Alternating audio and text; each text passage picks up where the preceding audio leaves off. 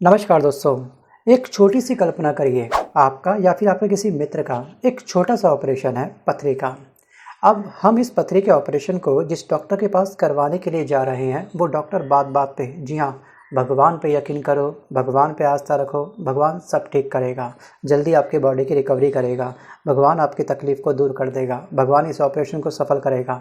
अगर इस तरह के दावे करें तो आप इसको आस्था बोलोगे, विश्वास बोलोगे या फिर अंधविश्वास बोलोगे? हम बोलेंगे डॉक्टर काफ़ी आस्तिक है, अच्छी बात है। लेकिन वहीं पर जो हमारा मित्र है जिसका ऑपरेशन होना है ऑपरेशन थिएटर के अंदर, अगर वो डॉक्टर पेशेंट को, जी हाँ, जो ब्लेड होती है जिससे बॉडी में कट लगता है, वो दिखा करके उसको बोले कि देखिए मैं अब ये ब्लेड आपके बॉडी पर इसके द्वारा एक कट लगाने जा रहा हूँ, आपके पेट को ओपन करके आपके पथरी निकालने जा रहा हूँ और भगवान पे भरोसा रखो कि मेरा ये कट बिल्कुल सही लगेगा। तो अब आप क्या बोलोगे? जी हाँ, ऑपरेशन थिएटर से हमारा दोस्त भाग करके सीधे बाहर आएगा या फिर अपने आप को उस डॉक्टर के हवाले सौंप देगा? थिंक अबाउट इट, विचार जरूर करिएगा। सो गाइस, अभी चंद मिनट बाद आपको चलेगा पता कि मैंने आखिरकार ये एग्जाम्पल या फिर इस तरह की कल्पना आपसे करने के लिए क्यों बोली। सो गाइस, शब्दों में असीम शक्ति होती है, हम सब जानते हैं, और शब्द व्यक्ति के लिए अभिव्यक्ति और संप्रेषण का एक बहुत प्यारा जरिया होता है। लेकिन इसी क्रम में शब्द किसी व्यक्ति विशेष का ना रह करके समस्त संसार का हो जाता है। और कई ऐसे शब्द हैं जिनमें इतनी अधिक, उसमें अधिक ऊर्जा होती है, संवेदना होती है और शक्ति होती है, जी हाँ, जिसका प्रभाव, जिसका इम्पैक्ट पूरे भारत के अंदर पड़ता है, पूरे संसार में पड़ता है। सो गाइस, अभी चंद दिनों पहले हमारे DY चंद्रचूड़ जो CJI हैं, उनके द्वारा एक ऐसा कथन बोल दिया गया जिसके बाद में इनकी छवि पर, जी हाँ, ये चले थे अपनी छवि ठीक करने के लिए, ये चले थे अपने नाम को इतिहास में दर्ज करवाने के लिए, लेकिन वहीं पर इनकी किरकिरी हो चुकी है। सो गाइस, विस्तार से जानते हैं आज के इस वीडियो में कि आखिरकार मामला है क्या। तो हम सभी जानते हैं कि जो भारत के वर्तमान में जो चीफ जस्टिस ऑफ इंडिया हैं, जी हाँ, चीफ जस्टिस ऑफ इंडिया है, उनका नाम है DY चंद्रचूड़ और इनकी रिटायरमेंट डेट है 10 नवंबर 2024 और इनको अब रिप्लेस करने वाले हैं संजीव खन्ना। और संजीव खन्ना की जो शपथ ग्रहण होगी दोस्तों, जो ये ओथ लेने वाले हैं, वो लेंगे 11 नवंबर को। तो वी कैन से दैट कि जो चंद्रचूड़ हैं, DY चंद्रचूड़, अब इनके रिटायरमेंट के चंद दिन बाकी हैं। लेकिन रिटायरमेंट से पहले इन्होंने अपनी एक स्टेटमेंट दी है इतिहास को लेकर के, मतलब कि इतिहास में अपना नाम दर्ज करवाने के चक्कर में इनकी एक स्टेटमेंट आई है जो वास्तविक रूप से, जी हाँ, इनकी छवि पर एक बहुत बड़ा सवाल इंडिकेट कर दिया है, जी हाँ, इन्होंने जनता के सामने। और इनकी छवि में हल्का सा थोड़ा बहुत तो धूमलपना पक्का आया है, क्योंकि इनकी ये स्टेटमेंट ना तो कोई जजेस दे सकता है, ना कोई राजनीतिक ऐसी बातें करता है, और ऐसी बातें केवल वही करता है जिसको पब्लिसिटी स्टंट चाहिए हो, जी हाँ, जिसको मार्केट में हल्का सा स्वैग चाहिए हो। और कुछ ऐसी बातें जो सरकार को खुश करने वाली लगती है, वो इन्होंने कह डाली है। DY चंद्रचूड़ ऐसा क्यों कर रहे हैं आखिरकार? आपको याद होगा दोस्तों, जिस समय PM मोदी जी को DY चंद्रचूड़ ने अपने घर बुलाया था, वो पल आपको याद होगा, वो लम्हा आपको याद होगा। उसके बाद से इनके मिजाज थोड़े सहमे सहमे से लग रहे हैं, थोड़े अजीब से लग रहे हैं। आखिरकार इनका क्या मोटो है, इसके पीछे इनका क्या मोटो है, या फिर मजबूरी है, ये भी हो सकता है। और इन सारी चीज़ों को अब हम समझते हैं इस वीडियो में। सो गाइस, एक्चुअली क्या हुआ था कि DY चंद्रचूड़ पुणे में एक गांव में पहुंचे थे। वो गांव वही गांव है जहां पर ये पैदा हुए थे, मतलब कि अपने ही गांव में ये गए थे, और जहां पर इन्होंने लोगों को संबोधित करते हुए मंच पर एक स्टेटमेंट दी थी। और इन्होंने ये कहा है, अपने एक्सपीरियंस को इन्होंने साझा किया कि जब 3 महीने के लिए जो राम मंदिर, अयोध्या जो राम मंदिर निर्मित हुआ है हमारा, ठीक है, उसको लेकर के जब वो केस इनके पास आया था 3 मंथ के लिए, तो इन्होंने भगवान से प्रार्थना की थी कि भगवान उनको कोई रास्ता दिखाए। और आगे उन्होंने ये भी कहा कि अगर आप ईश्वर पर भरोसा करते हैं तो ईश्वर आपको जरूर रास्ता दिखाता है। और इनकी बात में मैं मानता हूँ दम है। बट जिस पद पर, जी हाँ, ये बैठे हुए हैं, जी हाँ, जिस केस का ये जिक्र कर रहे हैं, इतने बड़े केस का जो वो जिक्र कर रहे हैं मंच पर, क्या इस तरह की स्टेटमेंट इनको सूट करती है? जो शब्दों की क्या महत्व है, जिसको लेकर के मैंने स्टार्टिंग में आपको एक लंबी सी स्पीच दी थी, ध्यान रखिएगा। और वही कहीं ना कहीं इनकी ये स्टेटमेंट उस पर खरा नहीं उतर पा रही है। सबसे बड़ी बात यह है दोस्तों कि DY चंद्रचूड़ हैं, सर जी, आप एक संवैधानिक पद पर बैठे हैं, ठीक है, और जब आप कोई निर्णय देते हैं तो आप मेरिट पर देते हैं, मतलब कि जो एविडेंस होता है उसके आधार पर देते हैं, सबूतों को ध्यान में रखते हुए देते हैं, और आप ये देखते हैं कि क्या सही है क्या गलत है, इन सभी बातों को ध्यान में रखते हुए।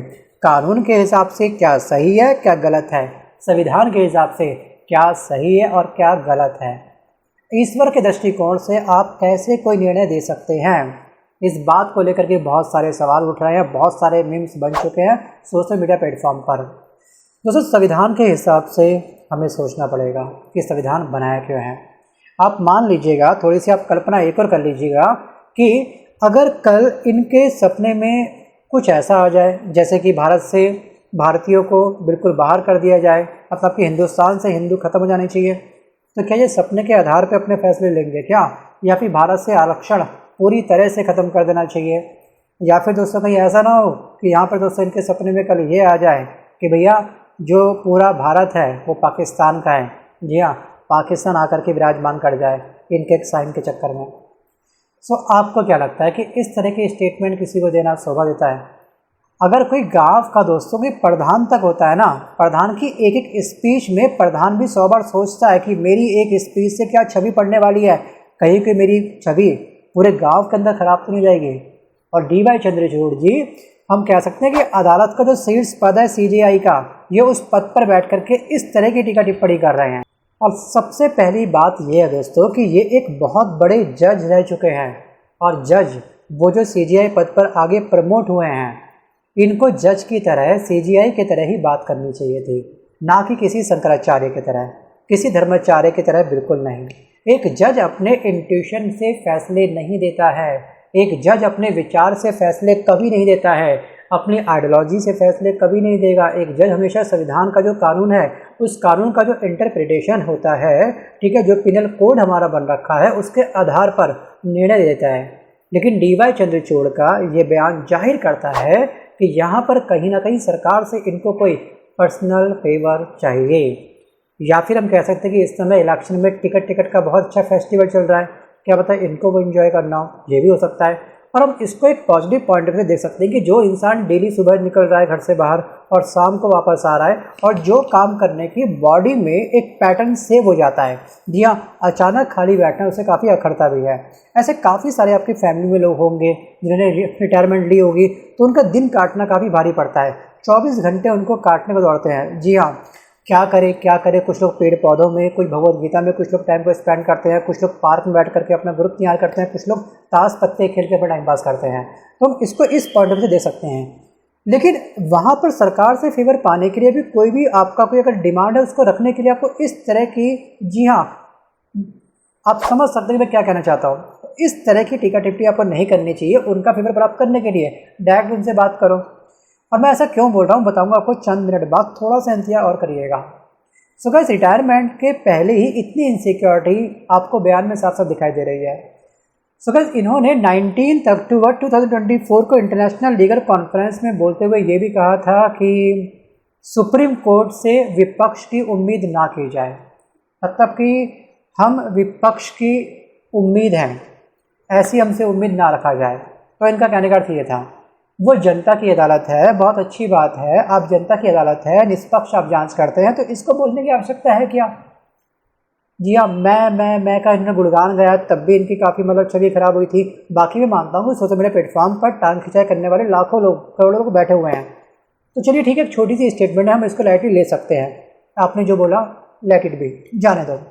और यहाँ पर मुख्य न्यायाधीश जो है भारत की न्यायपालिका का शीर्ष होता है, और ये भारत का सर्वोच्च, यहाँ पर जो हमारा सर्वोच्च शीर्ष है, इस शीर्ष से हम सभी को काफ़ी उम्मीद लगी होती है।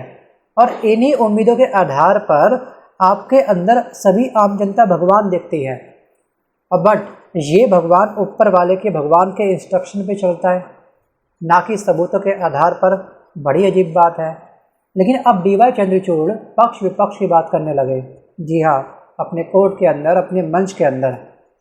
सोचिए, और भारत का संविधान दोस्तों जो आर्टिकल नंबर 51A(H) है, ये भी दोस्तों ध्यान रखिएगा, ये भी साइंटिफिक टेम्परामेंट की बात करता है, मतलब कि एक आम नागरिक से भी वैज्ञानिक पद्धति से जीवन जीने की बात करता है, विज्ञान के हिसाब से निर्णय लेने की बात करता है, अंधविश्वास को बढ़ावा ना देने की बात करता है। जिसने संविधान के सभी आर्टिकल रीड करे होंगे, जी हाँ, आप चाहे SSC की तैयारी कर रहे हो या फिर स्टेट PCS की या फिर UPSC की, आपको ये बखूबी पता होगा। दोस्तों 19 अक्टूबर 2024 में, जी हाँ, ये जो समारोह हुआ था जहाँ पे इन्होंने राम मंदिर का जिक्र किया था, इसी समारोह के अंदर डीवाई चंद्रचूड़ ने एक और, जी हाँ, आपत्तिजनक टीका टिप्पणी कर दी। इन्होंने इसमें यह कहा कि मुझे बहुत डर लगता है कि इतिहास मुझे कैसे याद रखेगा। दोस्तों सवाल ये है कि आपको इससे क्यों डर लग रहा है आखिरकार।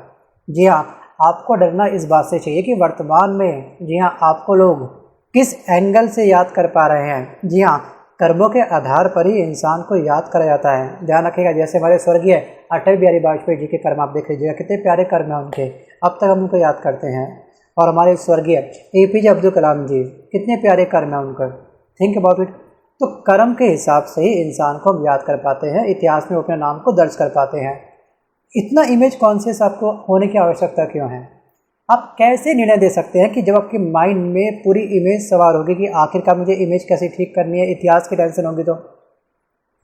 सो गाइस, यहाँ पर हम आम जनता इनसे न्याय चाहती है, ठीक है। अगर आपको इतिहास में अपने नाम को दर्ज करवाना है, जी हाँ, अगर आप चाहते हैं कि लोग आपको याद करें, तो आपके अभी चंद दिन जो भी बाकी हैं रिटायरमेंट के, 10 नवंबर से पहले पहले लगातार फाइल पे फाइल पढ़ करके, लगातार इंसाफ पे इंसाफ लोगों को दे करके, जो कोई केस पेंडिंग है उसको स्पीड से आप निपटा दो, ठीक है। और अपने नाम पर एक रिकॉर्ड कायम कर दो कि इतने कम समय के अंदर इतने केसों का मैंने निपटान किया, ठीक है। मैं मानता हूँ कि दोस्तों जो कोर्ट होता है उसकी एक टाइमिंग फिक्स होती है, लेकिन आप अपने चैम्बर के अंदर, आपको स्पेशल चैम्बर मिल रखा होगा, 24/7 का आपको उसमें एक्सेस भी होगा, फाइलें पढ़ो, ठीक है। लगातार हियरिंग पे हियरिंग लोगों की लेते रहो और लोगों को इंसाफ देते रहो, बस ये सिंपल सा फंडा है मेरे पॉइंट ऑफ व्यू से। अब आपका परसेप्शंस क्या है, आप वीडियो को पॉज करके आप मुझे कमेंट कर सकते हो, चाहो तो। कोई बाउंडेशन नहीं है, टाइपिंग करने में कोई टेंशन हो रही हो, ठीक है, तो मत करिए टाइपिंग। और रही बात दोस्तों की इनको इतिहास कैसे करेगा याद, एक्चुअली इनको इतिहास याद कर लिया है, ठीक है, करेगा कई बार, क्योंकि हमारे भारत के पहले सीजीआई हैं ये, जिन्होंने पहली बार भारत के प्रधानमंत्री को अपने घर बुलवा करके गणेश जी की आरती करवाई है। ये काफ़ी अच्छी बात है, ध्यान रखिएगा। लेकिन जिस पद पर आप हो और केवल एक ही पॉलिटिशियन को अपने घर पे बुला रहे हो, वो भी उस पॉलिटिशियन को जो कहीं ना कहीं, जी हाँ, एक साइन की वैल्यू बहुत बड़ी रखता है पूरे भारत के अंदर, तो एक सबसे बड़ा क्वेश्चन मार्क तभी बन चुका था। क्या आपको कोई फेवर चाहिए पर्सनली क्या पॉलिटिक्स के अंदर? मैं ऐसा क्यों बोल रहा हूँ बताऊंगा अभी चंद मिनट बाद, थोड़ा सा इंतजार करिए, बस थोड़ा सा पेशेंस बना के रखिएगा। आप सोचिए, मैं मानता हूँ कि सभी नेताओं को अगर आप बुलाते, अगर आप 10-10 लोग अलग अलग पार्टी के लोग बुला भी लेते हैं, मान के चलो 100 लोग आपके घर में आ भी जाते हैं, मैं मानता हूँ कि लोगों को बुलाने से खर्चा बढ़ता है, खाने का उनका प्रॉपर तरीके से उनको वीआईपी एंगल देना, ट्रीट करना, उनको तो खर्चा बढ़ता है। मैं मानता हूँ कि आपकी सैलरी मात्र 2,50,000 रुपये सैलरी है, चलिए आप ये ना करते, सिंपल आलू की सब्जी और पूरी बनवा करके छोटा सा भंडारा 100 नेताओं को बुला करके करवा देते।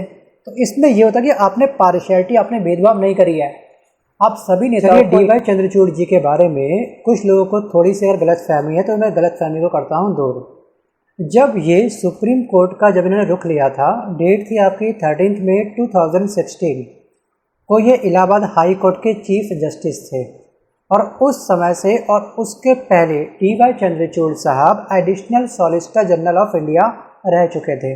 आप बोलोगे इसमें कौन सा बड़ी बात है, थोड़ा जो ईयर का गैप है ना उसको ध्यान से सुनिएगा। और 1998 में बहुत ही छोटी सी उम्र में और तुरंत 29 मार्च 2000 को वो बॉम्बे हाई कोर्ट के जज बन जाते हैं। मैं इस पर कोई सवाल नहीं उठाऊंगा कि कॉलिजम सिस्टम क्या है, कॉलिजम सिस्टम पर सवाल तो खैर बहुत से लोग उठाते आए हैं, लेकिन जिस गति से इनका जो कॉन्फिडेंस है, जो इनका प्रमोशन है, लगातार इनका कैरियर जिस स्पीड से बढ़ रहा है, एक्चुअली इनके फादर खुद सीजीआई थे, आज ये खुद सीजीआई हैं, और उसके बाद 9 नवंबर 2022 को इन्होंने सीजीआई कार्यभार संभाला, और सबसे लंबा कार्यकाल इनका ही है, तकरीबन 2 साल का कार्यकाल है। वैसे सीजीआई का कार्यकाल इतना लंबा होता नहीं है, इतिहास में इनका नाम ऑलरेडी दर्ज हो चुका है 2 बार, एक तो आरती वाले मामले में पीएम मोदी जी के द्वारा, और दूसरा ये। और इन सारे रुख को आप अगर एक समुच्चय में बिठा लेते हैं तो मिल्क का मिल्क और वाटर का वाटर में क्या फ़र्क है वो आपको चल जाएगा पता। सो गाइस, आपको ये समझ में आएगा कि डीवाई चंद्रचूड़ साहब को भविष्य को लेकर के बहुत चिंता है। अब मैं बात करता हूँ रंजन गोगोई जी के बारे में। वीडियो को पॉज कर लीजिएगा, अब शायद आप लोग मेरी बातों को समझ पाए होंगे। रंजन गोगोई जी का नाम आपने सुना होगा, ये राज्यसभा में जब गए थे तो भारत के अंदर भारत की जो राजनीति की जो सियासी सरजमी है उसकी तपिश इतनी अधिक बढ़ चुकी थी कि उस पर खड़ा हो पाना काफ़ी मुश्किल हो चुका था हर नेता के लिए। और भारत के लोगों के दिमाग में ये आया कि आखिरकार चल क्या रहा है इंडिया के अंदर। न्यायपालिका के सिर पर बैठा व्यक्ति, मतलब सीट्स पर बैठा हुआ व्यक्ति, राज्यसभा जाने के लिए इतना उतावला कैसे हो सकता है। फाइनली क्या हो गया, सीट मिल गई, पहुंच गए सीधे। तो अब सारा खेला अच्छे से समझ लीजिएगा कि आखिरकार चल क्या रहा है। भगवान की शरण लेना अच्छी बात है, ठीक है, भगवान पे आस्था रखना मैं कह रहा हूँ बहुत अच्छी बात है।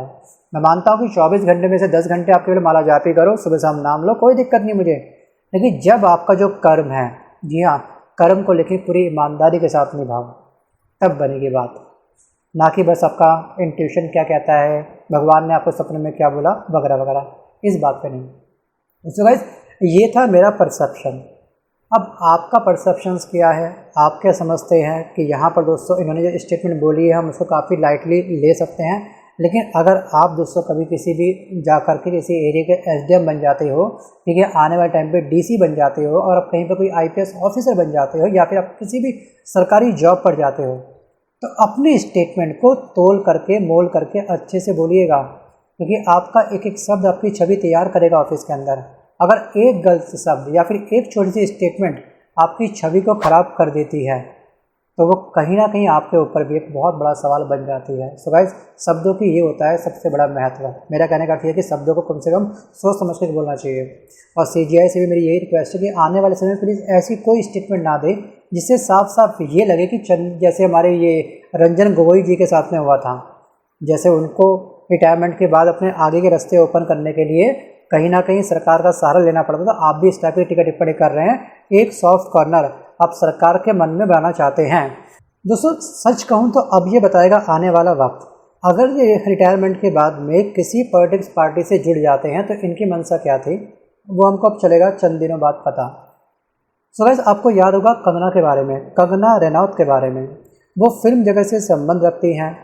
जब वो फिल्म जगत के अंदर थी तो इन्होंने लगातार केंद्र सरकार का सपोर्ट पाने के लिए, फेवर पाने के लिए, राजनीति में आने के लिए, रास्ते अपने ओपन करने के लिए इन्होंने काफ़ी प्रयास किए। किसान आंदोलन को लेकर के इन्होंने बहुत भद्दी टीका टिप्पणी करी, मैं इसी शब्द का प्रयोग करूंगा। जी हाँ, ये लगातार अब तक नॉन स्टॉप हर हफ्ते हर 10 दिन बाद टीका टिप्पणी करती रहती हैं। उस समय इन्होंने किसानों को आतंकवादी बोल दिया था, टेररिस्ट बोल दिया था, सोचिए। फिर भी केंद्र सरकार ने इनको टिकट दे दिया और हिमाचल के जो जनता है, जो मंडी की जनता है, उन्होंने इनको जिता भी दिया और संसद के अंदर बैठा भी दिया, सोचिए। बट उनकी बात में साइड करता हूँ, पहले मैं बात करता हूँ फिर अपने डीवाई चंद्रचूड़ जी से। बस मेरी ये रिक्वेस्ट है कि हमारे भारत के जो लोग हैं ना, इन लोगों के अंदर एक संविधान के प्रति सम्मान और आदर सत्कार बहुत तगड़ा है, ठीक है, और ये होना भी चाहिए। गीता कुरान सब बाद में है, पहले हमारा भारत का संविधान है, संविधान से देश चलता है। जी हाँ, कोई धर्म विशेष धर्म नहीं। तो अगर देश को चलाना है तो संविधान के हिसाब से कार्य हम सबको करना होगा। बट आपसे मेरी हम्बल बस रिक्वेस्ट यही है, बस गिनीज ऑफ वर्ल्ड रिकॉर्ड में अपने नाम को दर्ज करवाओ, ये मेरी भगवान से प्रार्थना है और आपसे रिक्वेस्ट भी है। सो गाइस, मिलता हूँ जल्द एक नए वीडियो के साथ, तब तक के लिए धन्यवाद।